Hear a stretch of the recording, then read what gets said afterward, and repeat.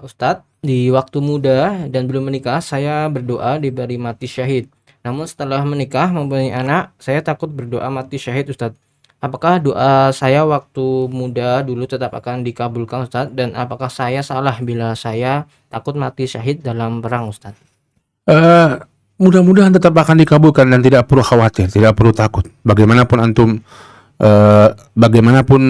akan wafat, ya. Bagaimanapun antum akan wafat, ya.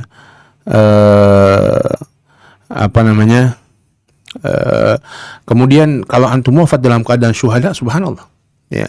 Suatu perkara yang besar. Nabi SAW pernah mengatakan, Allah Subhanahu wa taala berfirman di surat Ali Imran ketika mengomentari orang-orang munafik yang nyesel ikut perang gitu ya. Kalau kita di rumah aja kita nggak bakal kalah dalam peperangan Uhud.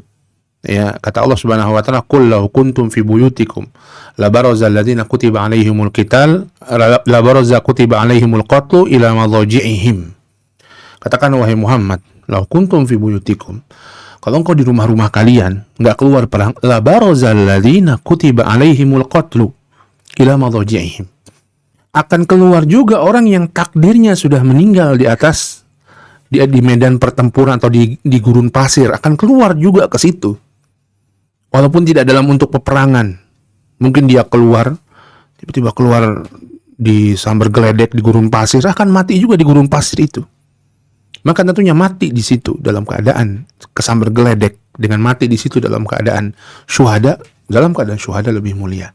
Maka wafat dalam keadaan syuhada, meminta wafat dalam keadaan syuhada tidak perlu takut. Pertama, kita pasti wafat, ya. Apapun kondisinya kita pasti wafat, dan wafat dalam keadaan. Yang kedua, wafat dalam keadaan syuhada mulia sekali. Dan boleh jadi tidak dalam bentuk yang demikian, yang peperangan.